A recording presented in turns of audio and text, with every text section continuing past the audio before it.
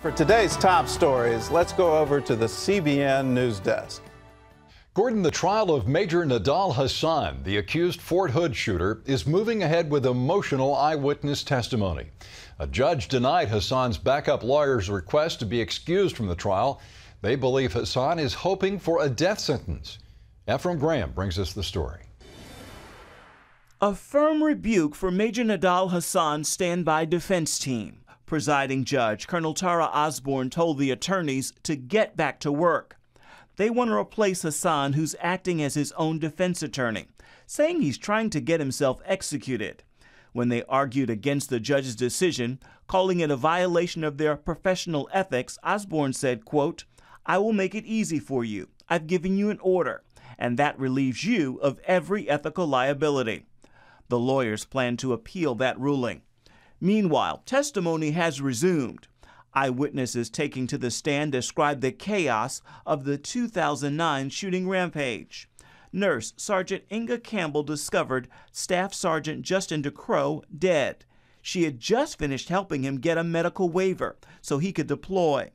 Campbell described the scene to the jury saying, quote, "I just saw blood. He was out. I just couldn't. There was no breath."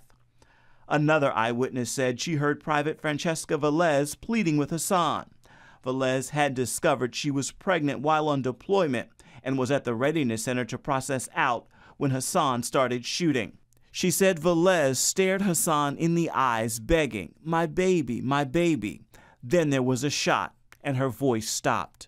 Sergeant First Class Maria Guerrera described what she saw in the moments after the shooting, her voice breaking as she told prosecutors, I see bodies everywhere, and I see blood. No one is moving. There was no movement. There was no sound. So I yelled out, 'Is everybody okay?' I started hearing, 'Help me, I'm bleeding, I've been shot, help me.'" Hasan remained silent while in court. He avoided eye contact and only objected once to testimony. He's yet to ask a single question. Ephraim Graham, CBN News. The Government Accountability Office is investigating Planned Parenthood to find out how it spends taxpayer money. More than 50 members of Congress have asked the GAO for the investigation. Planned Parenthood is the nation's largest abortion provider. It got more federal money last year than ever before, $542 million. Louisiana Republican Senator David Vitter says there's no accounting to prove how they actually use that money. This GAO report would shine a light on how our tax dollars are being spent. Members of Congress are back home for a 5-week summer break, but it may not be a peaceful rest. Many are expecting to get an earful about Obamacare. Opponents are ramping up a nationwide campaign to defund Obamacare as an October 1st deadline approaches. Gary Lane has that story. A new anti-Obamacare television ad campaign is coming soon to American living rooms. This one is sponsored by a group called the Young Guns Network, featuring a group of ad execs trying to figure out how to sell Obamacare to Americans. I'm looking for ideas. You, what about the research? Most recent surveys show that most Americans oppose it, and unions realize it will shatter their benefits. We're supposed to sell this junk? Can we change the name? Like? Obama-Rama. No. Health Fund. No. Fun Care. I like Fun Care. No. People like free. Mash them together. Free health care. Get it? I think you nailed it. Look. Not buying it, the commercial asks? Apparently so, according to one recent poll. 66% of likely voters agree that Congress should defund the Affordable Care Act. 26% disagree. 86% of Republicans surveyed said it should be defunded. 48% of Democrats.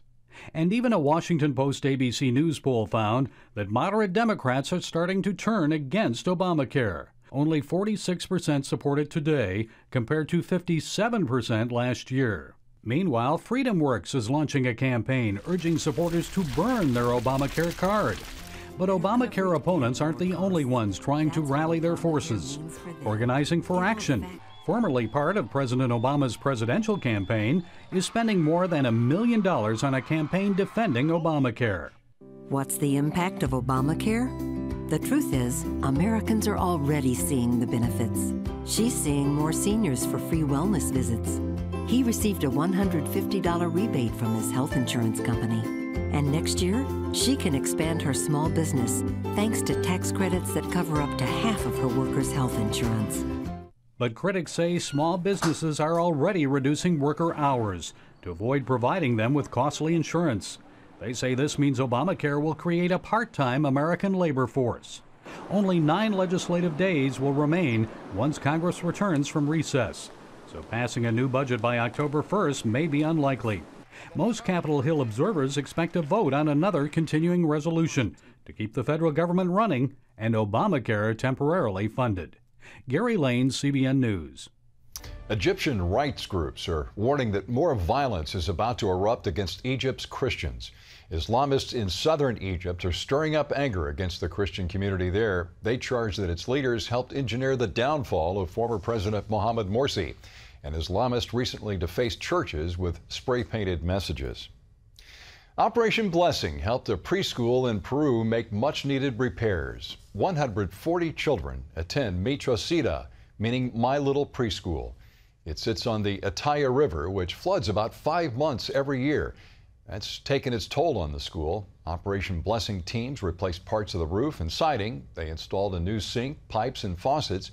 They painted the inside and outside of the school, replaced damaged support beams, and installed new classroom dividers. You can find out more about Operation Blessing by going to its website at ob.org.